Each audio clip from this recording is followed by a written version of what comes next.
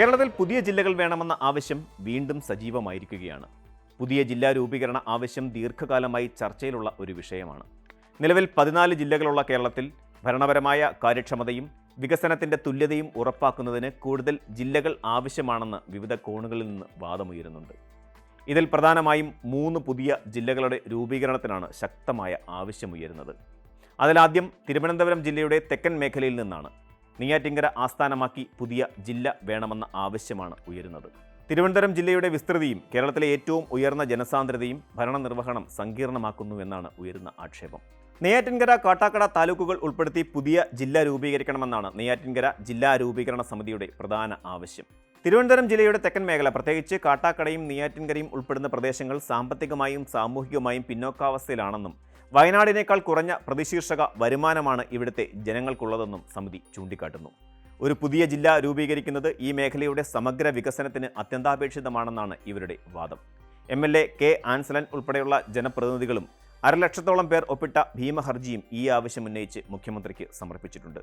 ദാരിദ്ര്യ നിർമ്മാർജ്ജനത്തിനും വികസനത്തിനും ചെറിയ പ്രദേശങ്ങൾ ഉൾപ്പെടുത്തി ജില്ല രൂപീകരിക്കുന്നത് ദേശീയ തലത്തിൽ ഫലപ്രാപ്തി കണ്ടിട്ടുള്ള ഒന്നാണെന്നും അവർ ചൂണ്ടിക്കാട്ടുന്നു. നെയ്യാറ്റിൻകര ലത്തീൻ രൂപത monsignor father G Kristudas, Aruvippuram മഠാധിപതി സാന്ദ്രാനന്ദ സ്വാമികൾ തുടങ്ങിയവരും ഈ ആവശ്യം ഉന്നയിച്ചവരുടെ കൂട്ടത്തിലുണ്ട്. നെയ്യാറ്റിൻകര, കാട്ടാക്കട പ്രദേശങ്ങൾ തിരുവനന്തപുരം നഗരത്തിൽ നിന്ന് വ്യത്യസ്തമായ ജീവിതശൈലിയും ഭൂപ്രകൃതിയും, അതായത് കുന്നുകളും വനപ്രദേശങ്ങളും അധികമായ ഉള്ള ഇടമാണ്. എന്നാൽ പുതിയ ജില്ല രൂപീകരിക്കുന്നത് ഭരണച്ചെലവ് വർദ്ധിപ്പിക്കുമെന്നും സാമ്പത്തിക ബാധ്യതകൾ ഉണ്ടാക്കുമെന്നും വിമർശകർ ചൂണ്ടിക്കാട്ടുന്നു.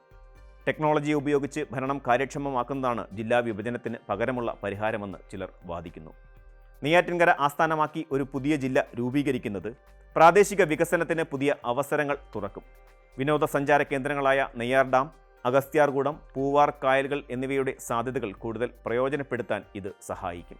എന്നാൽ ജില്ലാ ആസ്ഥാനത്തിൻ്റെ അടിസ്ഥാന സൗകര്യങ്ങൾ വികസിപ്പിക്കേണ്ടതും തിരുവനന്തപുരം നഗരത്തിൻ്റെ ഭരണപരമായ പ്രാധാന്യം നിലനിർത്തേണ്ടതും വെല്ലുവിളികളാണ്.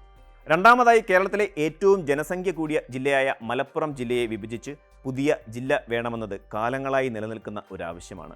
1969 ജൂൺ 18 രൂപീകൃതമായ ഈ ജില്ലയിൽ ഏറനാട്, തിരൂർ, പൊന്നാനി, പെരിന്തൽമണ്ണ, നിലമ്പൂർ, തിരൂരങ്ങാടി, കൊണ്ടോട്ടി എന്നീ 7 താലൂക്കുകളും 12 നഗരസഭകളും ഉൾപ്പെടുന്നു.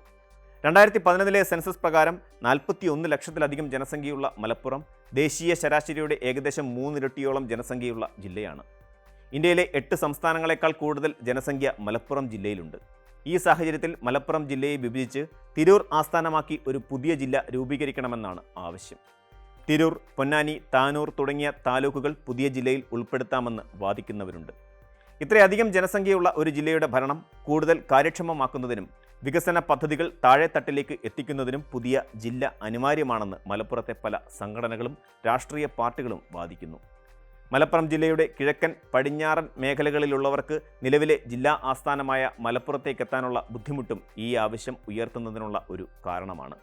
ഏറ്റവും ഒടുവിൽ 2025 ജൂണിൽ നിലമ്പൂർ MLA ആയിരുന്ന PV അൻവർ തിരുവമ്പാടി ഉൾപ്പെടെയുള്ള പ്രദേശങ്ങളെ ഉൾപ്പെടുത്തി പുതിയ ജില്ല രൂപീകരിക്കണമെന്ന് ആവശ്യപ്പെട്ടിട്ടുണ്ട്.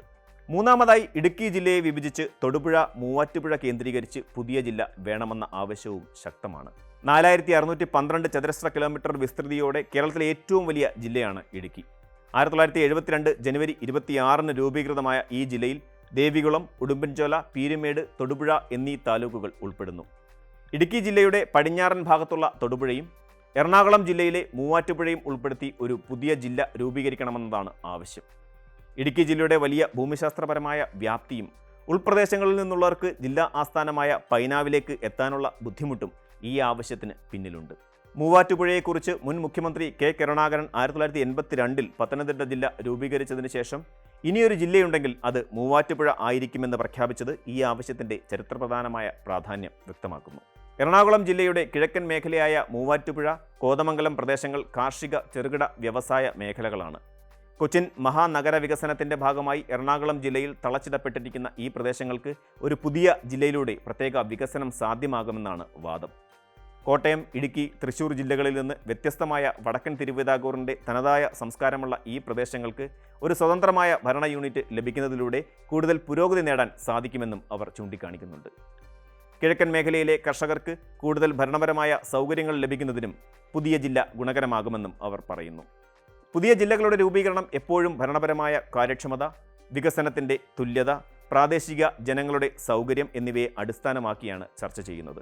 എന്നാൽ പുതിയ ജില്ലകൾ രൂപീകരിക്കുന്നത് വലിയ സാമ്പത്തിക ബാധ്യതയും ഒപ്പം ഭൂമിശാസ്ത്രപരമായ അതിർത്തി തർക്കങ്ങൾക്കും കാരണമായേക്കാം എന്ന വാദങ്ങളും നിലവിലുണ്ട്. 1984 കാസർഗോഡ് ജില്ല രൂപീകരിച്ചതിന് ശേഷം കേരളത്തിൽ പുതിയ ജില്ലകൾ ഉണ്ടായിട്ടില്ല. ബ്രിട്ടീഷ് ഭരണകാലത്ത് മലബാർ പ്രവിശ്യയിൽ 9 ജില്ലകൾ ഉണ്ടായിരുന്നു. ഇത് ചരിത്രപരമായി കൂടുതൽ ജില്ലകൾ രൂപീകരിക്കാനുള്ള സാധ്യതകൾ സൂചിപ്പിക്കുന്നുമുണ്ട്. അയൽ സംസ്ഥാനങ്ങളായ തമിഴ്നാട്, കർണാടക, ആന്ധ്രാപ്രദേശ്, തെലങ്കാന തുടങ്ങിയ സംസ്ഥാനങ്ങൾ ജില്ലകളുടെ എണ്ണം വർദ്ധിപ്പിച്ച് ഭരണപരമായ നേട്ടങ്ങൾ ഉണ്ടാക്കിയെന്നും കേന്ദ്രവിഹിതത്തിൽ ഇത് സംസ്ഥാനത്തിന് നഷ്ടമുണ്ടാക്കിയെന്നും പുതിയ ജില്ലകൾ ആവശ്യപ്പെടുന്നവർ ചൂണ്ടിക്കാണിക്കുന്നുണ്ട്. കേരളത്തിൻ്റെ 14 ജില്ലകൾ ഈ സംസ്ഥാനങ്ങളുമായി താരതമ്യം ചെയ്യുമ്പോൾ ഭരണപരമായ ആവശ്യങ്ങൾക്ക് പര്യാപ്തമല്ലെന്നാണ് വാദം. കേരളത്തിൽ പുതിയ ജില്ലകൾ രൂപീകരിക്കണമെന്ന ആവശ്യം ഭരണ സൗകര്യവും വികസനവും ലക്ഷ്യമിട്ടുള്ള ഒരു പ്രധാന ചർച്ചയാണ്.